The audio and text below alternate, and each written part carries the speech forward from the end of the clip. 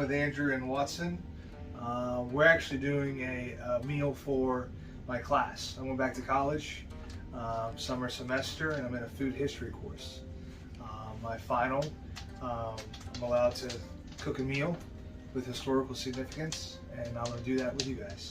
So I wanted to do something medieval with the medieval time frame, and I thought of like peasant meals. When you think of a medieval meal, you think of kings and Game of Thrones and all these big feasts. But what did your peasant, your lower class people eat? So I actually found a recipe from 1390, and it's a cabbage soup. So that's what we're going to do.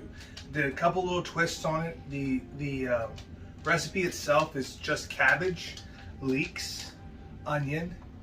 Then they have a sweet powder. It's kind of a weird mix. It's cinnamon, some sugar, cumin. It's a weird little mix. We're gonna make it. We're gonna taste it. We may not use it. We may just put it together like a normal cabbage soup.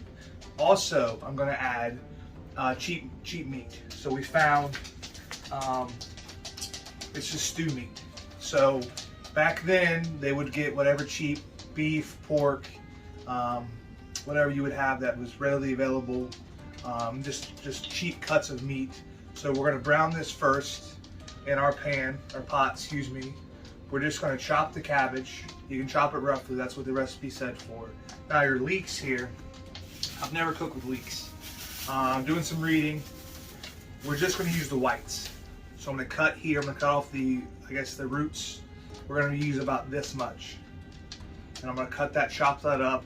And really, once we brown the meat, we can put it in our broth and let it get to a boil. Put everything else in. Super simple, hopefully super good. So let me get the meat cooked and then we'll come back. All right, I misspoke on the sweet spice. It actually would have ground cinnamon, ground cloves, a spice called spice of paradise, which I'm not 100% sure what that is. And then we will also have ground ginger. So I am going to switch it up, and I've just used some Italian seasonings.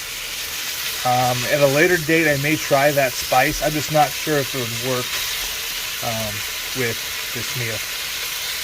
So we've cut the leeks, and just for another, tidbit or whatever, these stalks, I was reading you can actually keep these and use them for a stock. So keep the leek stalks for a stock. Right?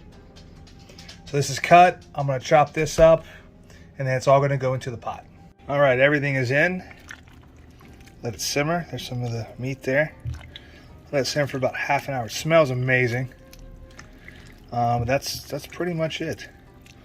And the reason why you would cook a meal like this with that, social status is it's cheap. It's cheap to put together.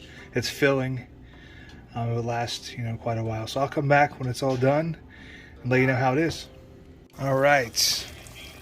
About 25 minutes in. It's about done. It smells fantastic. We're going to plate it and try it. Unfortunately, my guy, he'll get a piece of the beef, but he's not big on cabbage. All right, we're back. We are done. You want some? It's all done, as you can see here. We got our cabbage, our leeks, and our beef.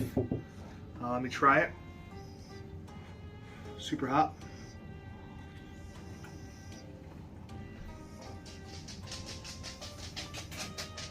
Yeah.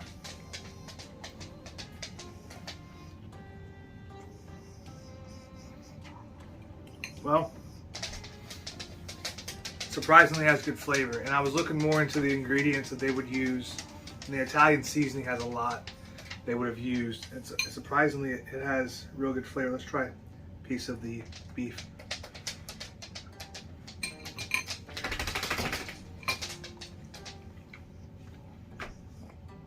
Obviously it's a cheaper cut, that's what we're going for, but it has good flavor as well. So all right, thanks for joining us. Watson will be getting some beef when it cools down. We'll see you next time.